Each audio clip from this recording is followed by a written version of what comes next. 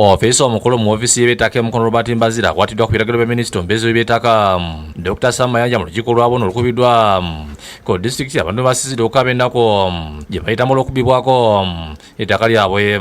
Mayanja ategeeza nti bwali tanava mu ofisi y'e Kampala okugenda e Mukono yakoze okunoonyeza n'akisuula nga Mazira musajja mugaggafuge era nga batakwatibwa kunasaba poliisi mukwate emuggali awatali ku mutwe okutuusa ng'emaze okola okunoonyereza. District Land Officer gwe bayita Mbazira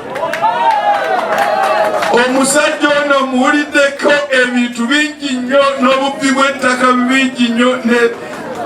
Njagala okulagira poliisi kati mukwate Mbazira kaakati wonna waali mumukwate agenda akole statement temumutta okujjako nga mukoze okulonda kwonna. Owapoliisi abadde mu ngoye za bulijjo anoonye Mbazira wabadde atudde n'amutwala wakati mu batuuze okumukuba olube.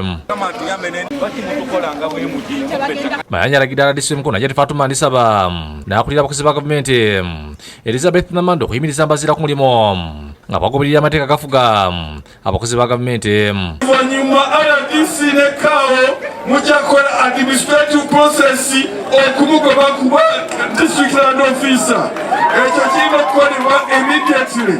Mu kusooka abatuuze basinde minisita Mayanja ennaku gye bazze balaba nga bagaga batulugunya n'okumenyako ettaka lyabwe ne babadde bagezaako okufuna obwenkanya mu buyinza nga tekisoboka. Kajje abaludde mu bibanja omusungu yatuka okutugamba kajja muzira twesenza ng'amaze okugula ettaka ekyali kituufu. Ebibanja by'abantu byatwalibwa omwami Musa Mwenge n'afa.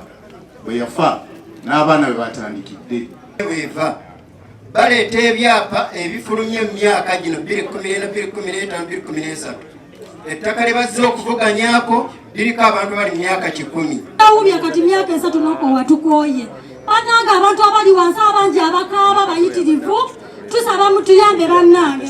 RDC Ndisaba ategeeza nti olw'olumu bafuna ebiragiro bya kkooti nga beetagisa okuteekwa mu nkola nga ate balina kyakula okuleka okugoberera amateeka. Naye ow'ekikoma tetwagenda ba court order nze wompa court order nasituka ne DPC wa bwetaba court order sina kyenoonya mutaka lyaffe. Omuyambi wa President Fiona Balungi alambise n'agamba nti baliko abantu bangi Mukono bataasisa nga bakubaganyizibwa ku ttaka. Era mukama wange minisita njagala nkukuloperako nange poliisi nsituse nnyo okugamba okuyimbula abantu mu poliisi nga babasibidde bwereere.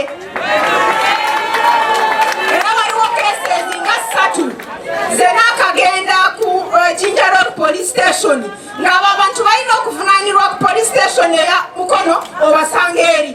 Ate omulabizi Mukono Enesito Kagodo ategeeza minisita ng'olw'ekibinja ky'abantu ekitandise okuzza ettaka ly'ekkanisa nga balina ne bakanyama nga bakozesa ebijamye ne bakuba abasumba n'ababuulizi.